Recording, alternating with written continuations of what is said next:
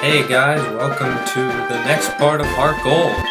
Last time we got our first badge, the Zephyr badge, which is pretty awesome. This time we're going to be going over the Ruins of Alph and the next route. So, moving down here, this is skippable, but I'm just going to go through it anyway. We won't access all of it because you need Surf to access the rest, and some other HMs I'm pretty sure you need Strength as well. I go in here first. You don't need to yet. There'll be another scientist here. You'll see him in a moment. This poor guy. He thought we were actually interested in archaeology. Sad. Okay, so the first area that we have to access, or we can access, is we go up here through here, and first off, solve this puzzle. Okay, she's gonna tell you how to solve it. You can touch them to rotate them, and then you can place them, move them with your stylus or mouse, whatever.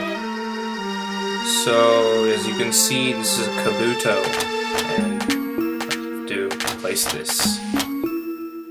And I kinda do a bad job, I mess up sometimes. But it's pretty easy once you get it.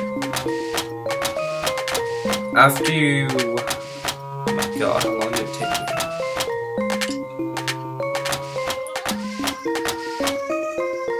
After you complete it...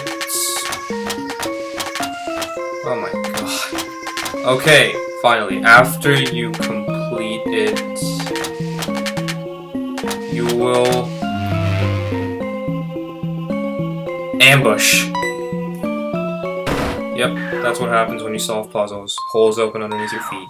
And then this guy, he's going to give you something that I guess is important. He's gonna be like, hey, wow, you're pretty good at archaeology. He'll give you an Unown report, which is pretty good timing to talk about Unown. Okay, so this is Unown. Unown has 28 forms. One for each letter in the alphabet, and an exclamation mark and a question mark. It's really just a collectible Pokemon. You get some rewards if you collect a certain amount, but it has no other use because it can only learn Hidden Power, and its stats are terrible. So, that's about it. Now that we're done with that, a strange presence that I'm not really sure what it is.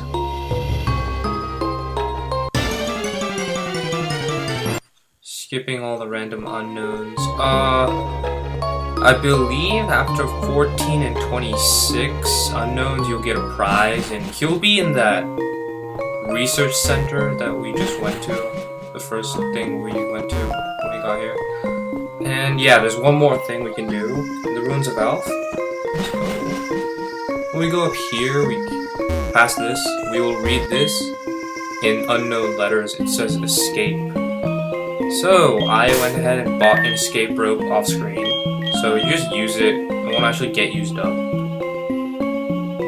All that'll happen is this hole in the wall will open, and you can get some treasure, I guess. An orange berry, a pecha berry, energy powder, and heal powder.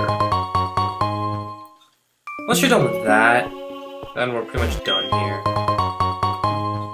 Again, another hole that you have to fall through. Well, you don't have to. You can just exit the way you came, but I fell through it just to see.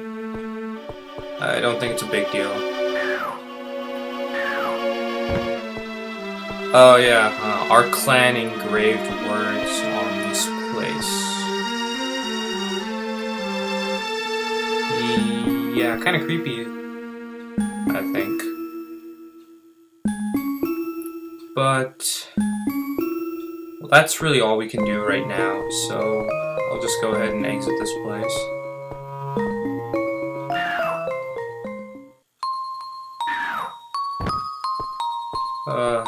God, I hate Unown. So bad, and yet they always populate this place.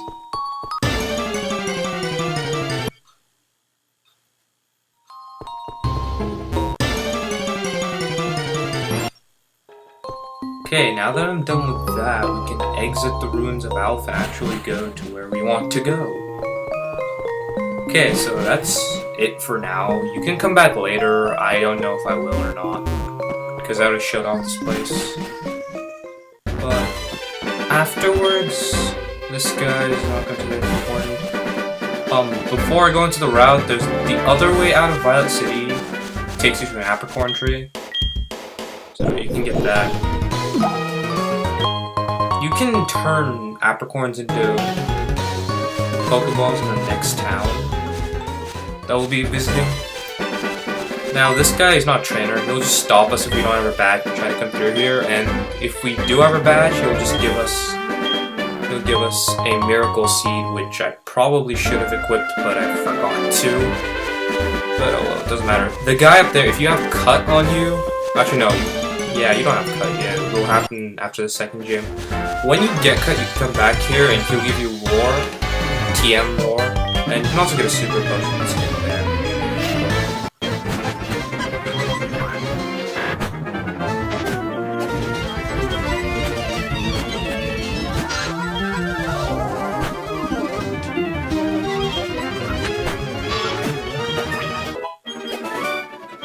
Okay, quite a few battles and quite a few wild encounters around here. But I should probably go over the wild Pokemon before I go on. So I will do that. New Pokemon on this route include Ekans. Ekans evolves into Arbok at level 22. It has some good abilities, good base stats, and a decent move pool actually, so it's pretty solid poison type this early in the game. Next up we have Hoppip. It evolves into Skiploom at level 18 and Jumpluff at level 27.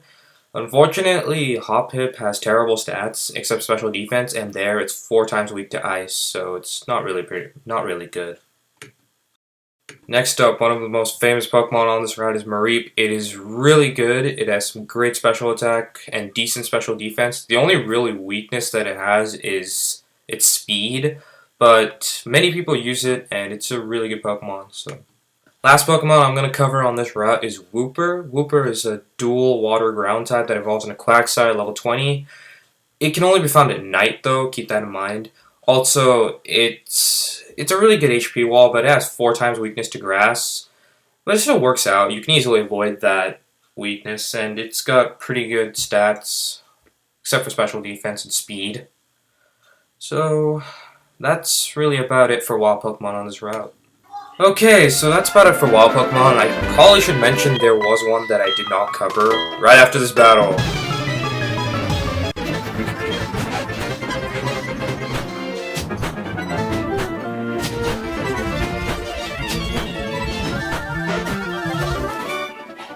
Okay, I did not cover Zubat. Zubat's really rare, but since it appears so often in the cave, I'm probably going to cover it there.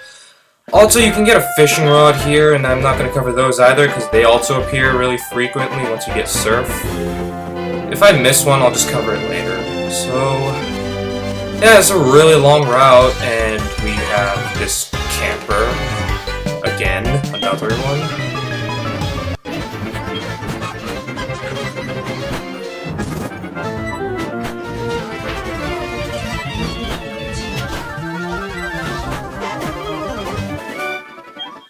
How is this glance intriguing? I'm just staring into dead space.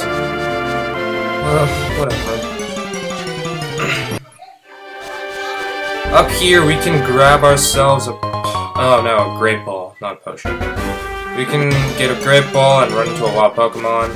And there's another item here onto the side.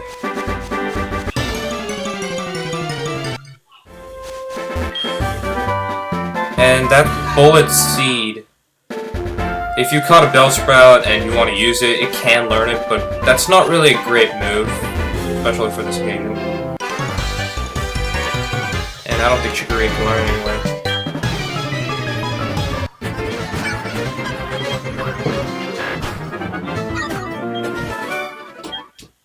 That poor Wooper. Up here, as you saw, there were splitting into 2 paths after we battled this trainer, of course.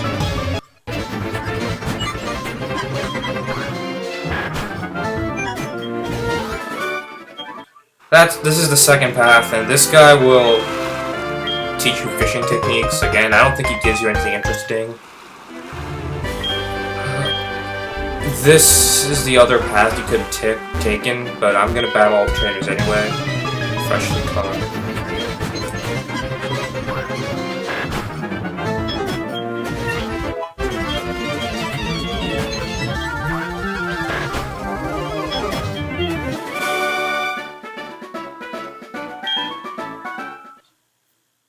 What is this? Flora is evolving! I didn't even notice that she turned into level 16. But it works for me, anyway. She evolves into the Great Bayleaf. Yay! Now you don't suck as much.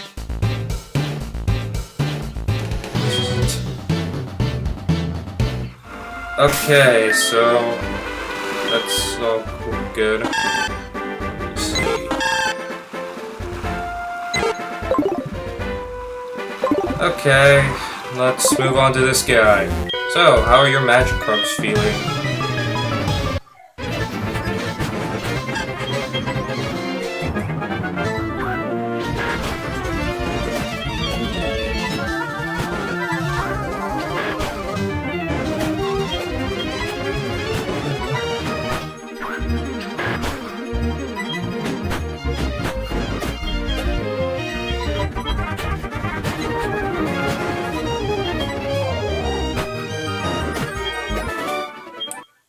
That sad feeling when you can't one-hit KO a Magikarp.